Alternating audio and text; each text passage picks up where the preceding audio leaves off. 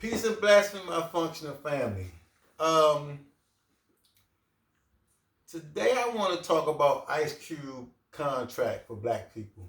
Um, I've been hearing a lot about it, so I didn't actually read the contract, but I listened to like 5 or 6 of his interviews, and what he's proposing is going to the president and asking them for $550 billion for black people and creating 13 million jobs. And so for me, I wanted to talk about it because I don't understand the backlash and why people,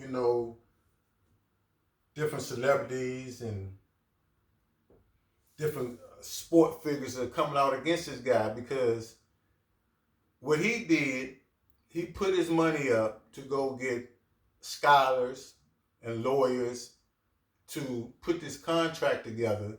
And then what he's asking is, listen, this is not just my contract. If you got something to contribute, man, get in touch with me and I'll check it out. So he's asking for help continuously because they still trying to tweak the contract. So I just feel like, first of all, if he's doing something solely for black people, which I am black, and it don't cost me nothing, no time, no nothing. It ain't like he called me up and like, Tone, man, you got $50 on this contract for me. He didn't ask me for nothing. I don't see why people shooting it down. Can you, what you think, homie? Man, I think, historically, even though it seemed like a long time ago, people say that slavery is 400 years ago. That's a long time ago. In the history of mankind, it's about 2 seconds. And I think, to me, that the same reason that we were tricked into coming here by the Europeans is because of our divisiveness. And this is the way they were able to, and this is the way you be able to conquer any nation, by dividing them against themselves. And I just think it's inherent in our DNA. And it's something that's inherent in your DNA. You got to really focus on the problem so you can change it. Because this is, every time somebody has something to say, somebody else black has something to say. All he doing is what he can do. Right. He did it. I think my question to these people, the naysayers, what are you doing? Man. That's the thing. If you got a better plan, come up with a better plan. Or call Ice Cube. Man. But like everybody armchair quarterbacking in this country. And you ain't doing nothing. Man. Barely raising your own kids. Man. And this man talking about $500 billion. So but listen, $550 billion. And I think the biggest thing for me is, he's asking solely for the Pan-African. And, when you ask for minority, I think we just got to make sure that we classify what minority is. The minority is anything outside of the norm. The big, yeah. Really, the white male. Because even the white female, that's a minority. That's a minority. So that's the Jews, the Spanish, the Italians, LGBTQ, everything. Yeah, it's everything. So, but I was just going to say, so when they put that money out, that money is allocated every type of way. He's saying solely the black person. So how can we be mad about that, man? Yeah. Like I just don't understand it, And I seen he was talking about, as far as all the people that got marijuana charges, they should be let go. And I agree with that, man. How you gonna make it legalize marijuana now and you still got dudes doing time for selling marijuana? Yeah, of course. That's crazy, man. Of course. And he talking about getting most of his stuff is economics. He's talking about getting loans for businesses. I want to give me a gym right now. You think I don't want to? Yeah. Ice Cube, I'm with you, baby. Yeah, I'm trying to give me housing, make it. It's just so. But guess what? He not talking about. Maybe people want to talk about Percocet. Man. Maybe people want to see him shaking black women's butt all over the screen. Nah. Maybe that's what they want. Nah. Maybe they want to see the same thing, was being propagated by these and shoot, kill. Maybe that's what they want. I can't understand. I don't understand it. I don't understand it. And then on top of that, champ, for me, sitting back, just studying and watching, this guy is really putting his whole economic life on the line, because by him speaking up like that, Hollywood might ban him. Yeah. The music industry might, like, if the money that he already got, he might not make no more after this, because champ, they mean. They call that FU money. So what he did was create enough wealth that if everything shut off tomorrow, he's still good. I hope so. Yeah, because he putting his self in a way that everything might shut off tomorrow, and people complaining like, man, that's Slim life. Yeah. I don't get it. And I just want to add on to your minority thing, is that this is a personal thing of mine, and we can talk about this later, but the civil rights, what the civil rights did, not only for black people, for everybody. Everybody. Civil rights ushered in women's rights, Native American rights, Latino rights. Right. And picture this, all the people who coming from other countries coming here and saying, hey, black people are lazy, they got their pants down. Guess what? After the civil rights, they start letting more people of color into this country. So whether you Latino, African, all that, you coming on our backs. Right. So this, I just want that to be clear. It gotta be said, yeah. It gotta be said, And don't, you can't forget, and we not down on nobody, but a lot of the gay activists came in under that civil rights. A lot of that stuff came in too. Yeah. I mean, it's been gay black people in the civil rights from the beginning. Yeah. So anyway, everybody's been riding on, is benefiting from the efforts we made for equality. And so now what he's saying is, this time, because everybody's getting all the college loans and everything, and guess what we getting? Guess what we got the majority of? The prison system. So we still, after all those fights that we made, still at the bottom. And really ain't nothing changed. And everybody benefited from us. But everybody looking at us like we some. Yeah, we ain't nothing. And it's crazy. You'll have a better chance coming from another country getting a loan than me that's been here. Almost definitely. Yeah.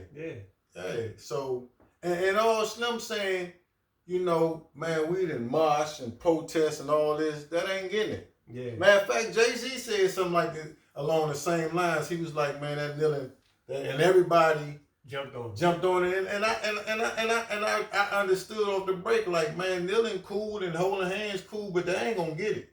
Yeah. Man, really, if you don't have no economics in America, ain't who gonna listen to you? Yeah. Don't nobody respect no broke joker, champ. It didn't, contrary to popular belief, it didn't get it in the civil rights. Yeah. What got it in the civil rights was that they had King, speaking of peace and this thing, but guess what? They had to choose sides, and they had Malcolm saying, hey, we ready to go to up in arms. Then they had the Black Panther Party. Yeah. The Black Panther Party, contrary to popular belief, Black Panther Party, one of their mantras was all power to all people. Yes. So they had the Weathermen, they had a lot of white cohorts along with the Black Panther Party. So they became a threat to the American security.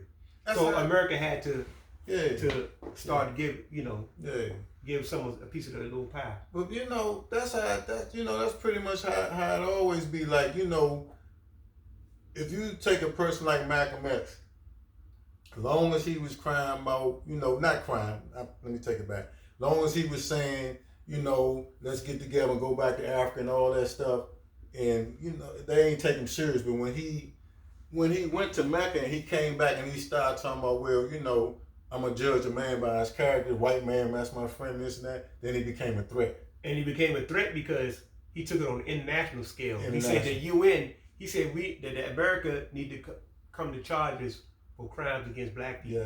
Yes. There we go, Chance. That's why we got you on the show, boy. You smart, boy. That's why. Man. Once you start, instead of holding hands and marching, start trying to make real change, you start becoming a problem. A big problem. Even like with Martin Luther King, like they always show him I had a dream, but Martin Luther King right before he died, he started talking about reparations. Yeah.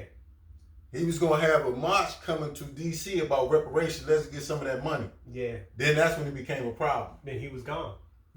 It ain't funny. It ain't funny, but anytime you start really talking about the changing and messing with them people economics. Most people don't know, they got a book called The Radical King. Mm-hmm. People, like you said, before King passed, he was becoming more radical. He was starting to think maybe this segregation might not be a bad thing. Said it. Yeah. The segregation, man, was when I didn't mean to cut you off, Neil, but when we integrated, if it was a black store and a white store, it cut off the black store. A black hospital, they cut all the black stuff out. Yeah. And we integrated with them, and it took all the jobs away, man. Yeah. I still think it, Yeah. My parents had they when the gentrification came, they got us up out of here. Yeah. Yeah. Yeah. So, equality don't mean the sameness of function. Everybody think equality mean that we got, but that's not necessarily so. So anyway, I'd like to say also to the other people who, the more aggressive arm of the Black Liberation Movement, the Black Liberation Army with Assad Shakur, all these people put their life on the line. Assad Shakur, Matul Shakur put their life on the line, and Tupac's mom, Afina Shakur. They put their life on the line so we can have the benefits that they weren't able to have. And that was also a part of why they gave a certain level of comfort to, they created a middle class of black people. That's why they started letting us go to college. That's why they started, So anyway, I just want to give a shout out to those people who put their life on the line, regardless if you agree with their methods or not, but they put their life on the line. And again, I just feel like, man,